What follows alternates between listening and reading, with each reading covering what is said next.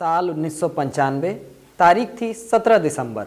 एक विमान कराची से टेक ऑफ करता है, बनारस में रिफ्यूलिंग के लिए रुकता है, फिर बंगाल के ऊपर से उड़ान भरते हुए एंटोनोव 26 रूसी विमान बैंकॉक के लिए निकल जाता है। पर इससे पहले इस विमान ने बंगाल के पुरुलिया ज़िले में कुछ बक्से गिराए थे। क्या था इन बक्सों में, कौन था इस विमान में, आज की कहानी में जानेंगे विस्तार से। नमस्कार, मेरा नाम है मानस और आज की हमारी कहानी में आप सभी का बहुत बहुत स्वागत है। बुल्गारिया से कराची पहुंचा एक रूसी विमान कराची से टेक ऑफ करने के बाद भारतीय एयर स्पेस में दाखिल हुआ। ताज्जुब की बात है कि उस समय भारत के सारे रेडार मेंटेनेंस के नाम पर बंद थे। फिर ये प्लेन बनारस पहुंचता है, थोड़ी देर रुकने के बाद फिर से उड़ान भरता है, फिर पश्चिम बंगाल के पुरुलिया ज़िले के ऊपर पहुंचता है। प्लेन का दरवाज़ा खुलता है और इसमें से कुछ बक्से गिराए जाते हैं। अगले दिन की सुबह यानी 18 दिसंबर को जब गांव वालों को वो बक्से दिखे तो हल्ला मच गया। इन बक्सों में AK-56, AK-47 असॉल्ट राइफल, जिंदा कारतूस, रॉकेट लॉन्चर व नाइट विजन डिवाइस मिले। गांव के लोगों ने जिससे जितना बन पड़ा उठाकर अपने घर लेते गए।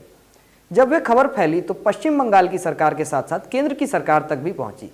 केंद्र ने एक स्पेशल टीम भेजी और गांव वालों से 300 से अधिक AK-47, AK-56 असॉल्ट राइफल, 15,000 जिंदा कारतूस, कई दर्जन रॉकेट लॉन्चर व सैकड़ों नाइट विजन डिवाइस बरामद किए। इतना कि एक छोटी मोटी जंग शुरू हो सके। मामले की जांच कर रही टीम को यह पता चल गया कि हथियार प्लेन से गिराए गए थे, पर उस प्लेन के बारे में कोई जानकारी हाथ नहीं लगी। इसके 3 दिन बाद यानी 21 दिसंबर को एक प्लेन मुंबई के ऊपर से होता हुआ कराची जा रहा था। मुंबई ATC पर बैठे एयर ट्रैफिक कंट्रोलर को इस प्लेन पर कुछ शक हुआ। ATC ने प्लेन से संपर्क किया पर कोई संतोषजनक जवाब नहीं मिलने के कारण इसे नीचे उतरने पर मजबूर कर दिया। हम आपको बता दें कि ATC चाहे तो भारतीय सीमा का इस्तेमाल करने वाले विमानों को नीचे उतरने पर मजबूर कर सकती है। खैर, लौटते हैं विषय पर। तो जब यह प्लेन मुंबई एयरपोर्ट पर उतरा तो इसमें से 6 लोगों को गिरफ्तार किया गया। इसमें से 4 लातविया के नागरिक थे, जबकि एक शख्स ब्रिटिश था जिसका नाम था पीटर ब्लीच। पीटर ब्लीच हथियारों का सौदागर या बिजनेसमैन कह सकते हैं था। ये प्लेन भी उसी ने खरीदा था और हथियार भी उसी की मदद से मुहैया कराए गए थे। सभी 6 लोगों को उम्र कैद की सजा सुनाई गई। कुछ समय बाद यह पता चला कि पीटर ब्लीच दरअसल ब्रिटिश खुफिया एजेंसी MI5 का एजेंट है। साल 2004 में उसे राष्ट्रपति द्वारा माफी भी मिल गई।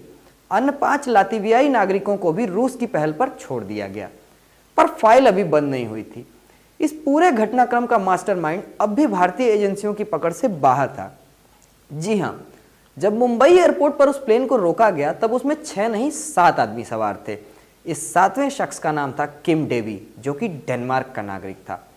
अब ये बड़ी हैरान करने वाली बात थी कि किम डेवी मुंबई एयरपोर्ट से फरार होकर डेनमार्क कैसे पहुंच गया।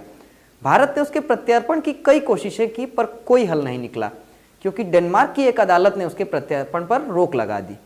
कुछ समय बाद किम डेवी ने कुछ खुलासे किए, जिससे एक नई थ्योरी निकलकर सामने आई। डेवी का कहना था कि यह हथियार पश्चिम बंगाल के विद्रोहियों के लिए गिराए गए थे, ताकि वो बंगाल की तत्कालीन कम्युनिस्ट सरकार के खिलाफ विद्रोह शुरू कर सकें। ये सारी चीज़ें भारत सरकार के इशारे पर की गई थीं, पर यह पक्का आज तक नहीं हो पाया कि हथियार किसके लिए गिराए गए थे, क्योंकि किम डेवी पर भरोसा करना मुश्किल था।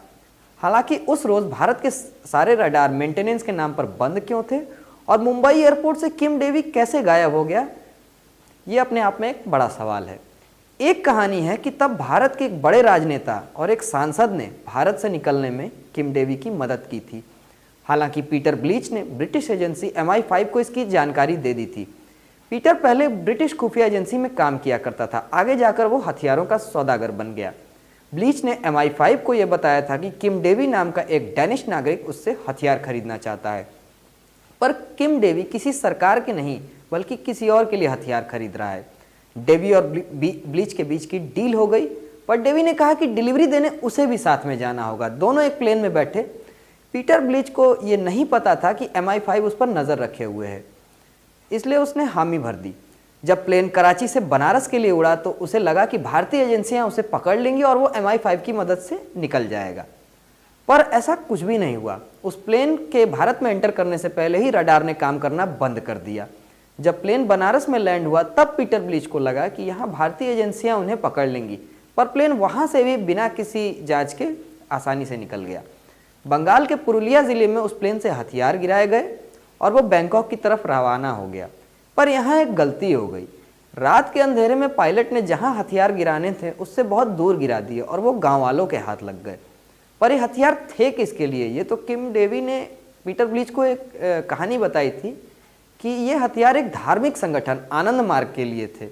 इस संगठन की ब्रांचेस दुनिया भर में हैं और इसका कम्युनिस्टों से संघर्ष का लंबा इतिहास रहा है। किम डेवी भी आनंद मार्ग का एक सदस्य था। 2011 में एक टीवी इंटरव्यू में उसने कहा कि भारत सरकार इसमें सीधे तौर पर शामिल थी। यहाँ तक कि भारतीय खुफिया एजेंसी RNAW को भी इसकी जानकारी थी, पर CBI ने उसके सभी दावों को खारिज कर दिया। अब यहाँ 2-3 कहानियाँ और निकल के सामने आई।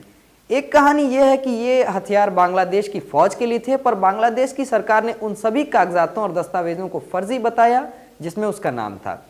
एक कहानी यह भी प्रचलित है कि यह हथियार म्यांमार के काचिन विद्रोहियों के लिए थे।